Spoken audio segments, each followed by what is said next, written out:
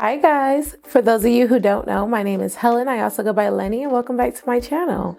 And if you're wondering why I'm wearing the same hair and makeup from my last video, mind your business, okay? I had to rock out and do my next few intros all together because it's so hard for me to record these intros. And I have videos lined up for you guys. So if y'all don't mind, I don't mind, and we can rock out together, okay? But as far as today's look, I have a fall inspired look, also latte style. Going to be using the new Patrick Ta x Sephora eyeshadow palette. I have my lovely model Erika here, and if you guys want to see how I got this look, then just keep on watching. Alright y'all, so we're going to start off with the Fresh Rose Deep Hydration Facial Toner. I love using this toner as my prep. It just preps the skin so that way it's ready for makeup. Next, I'm going to be going in with the Good Molecules Hyaluronic Acid. I love using this primer or this serum for most skin types. It works really well, especially if you have oily skin, because it helps to balance out all of the oils in the skin. It's not slippery, it's not greasy. It's just a really nice prep for your skin. And I feel like it wakes it up.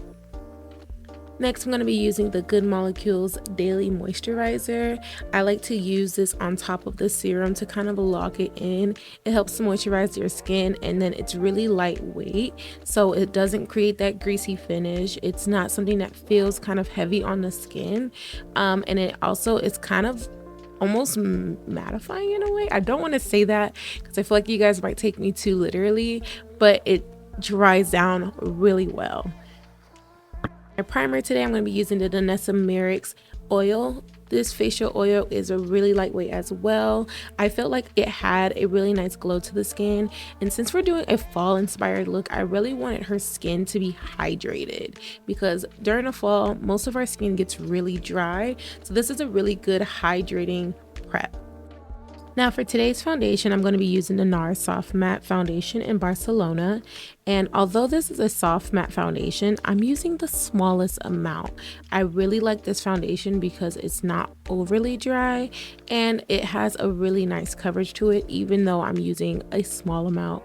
I just wanted to get a little bit of coverage on her skin. I didn't want anything heavy.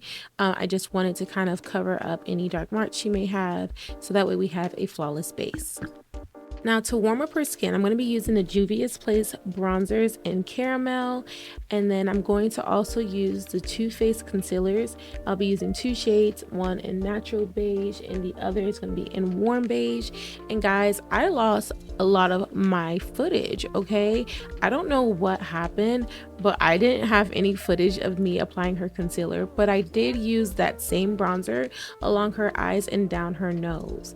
And then I also used the liquid blush from Juvia's Place to put on her cheeks. I do believe it was the peachy rose one, I want to say. I don't know why I lost my clips. But I'm going to be using the One Size translucent powder to set underneath her eyes and all the places that I highlighted, okay? So I'm going to be using my concealer brush. I'm just making sure to blend out any crease lines that could have happened as we were doing her makeup. And then I'm just going to go in with a little bit of powder on my powder puff, and I'm just going to kind of press it in. I'm not trying to bake right now. I'm just making sure to press it in. And she has smile lines, so I made sure to kind of press that powder into her smile line so that way we don't have any creasing. Next, I'm going to be using that One Size powder in Sweet Honey, and I'm just going to be using a powder brush and setting the rest of her face. I didn't want a super matte look, so I just went for this as a powder and then just dusted on her skin just to kind of set everything in place, but not to mattify her skin. Now I'm going to go in with the Patrick Ta eyeshadow palette. Guys, this palette is so pretty, okay? I know they'd be telling makeup artists, why do you need so many neutral palettes? And I cannot give y'all the answer because I fell into the traps, guys. I fell into the traps, okay? So the first thing I used is that brown cream. Guys, I don't know what I was thinking. This was so wrong, but I used that cream brown shade in the palette and I use that as her crease base. Remember I told y'all I don't want to go for something super matte, and this is my inspiration of a latte look. I know it's not what everyone else is doing, but this is what I took from it. So I'm going to use that, and then I'm going in with a darker brown. I wish there were shade names, and if there are, I did not know them. But I'm just going to go in with that darkest brown, and I'm going to use a small brush in her crease and drag it along her lash line, okay? I'm just trying to define her crease because she has beautiful eyes, and I wanted the shape to really show. So I'm just going to use that in her crease line and then drag it along the lash line. I'm going to kind of create a soft cut crease. Not really a cut crease, but a soft version of a cut crease. I'm going to go in with a larger fluffy brush, and I'm just going to diffuse these browns out, okay? And before I went any further, I was like, let me make sure I lay down some powder. So I'm going to do a little bit of a baking, just dragging the powder across her nose and underneath her eyes. I'm going in with the P. Louise eyeshadow base in Rumor 2, and like I told y'all, we're going to be doing like a soft cut crease. So I just placed this on the eye, and then I'm blending it out. Now after I blend it out, I'm just going to set it with the light brown shade in the palette. It's like that beige. It wasn't the white, it was like the beige white. That's what I'm using to set across her lid. And then I'm going back in with that same brown that I used around her lash line.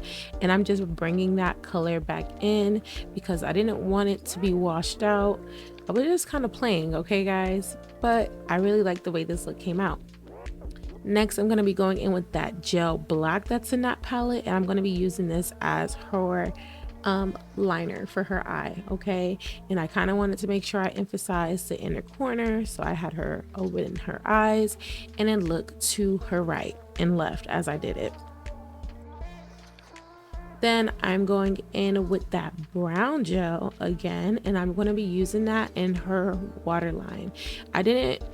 Or maybe I'm lying. It's not the waterline, it's underneath the waterline, okay? Because I left her waterline naked. Then I'm going to go in with the Tarte A Man Eater mascara. She didn't want to wear lashes, and I'm going to respect that. So I'm going to go ahead and just put the mascara on her lashes, and I coated it really well. I normally don't use a wand on the product, but because it was a mini, I would just toss it afterwards. And then I coated her lashes with the product itself, so that way we could get a better definition since we're not doing lashes.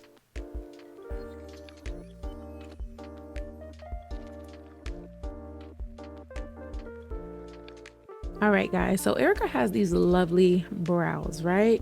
So I didn't want to play with them too much, okay? I just went in with a little bit of the Anastasia brow freeze.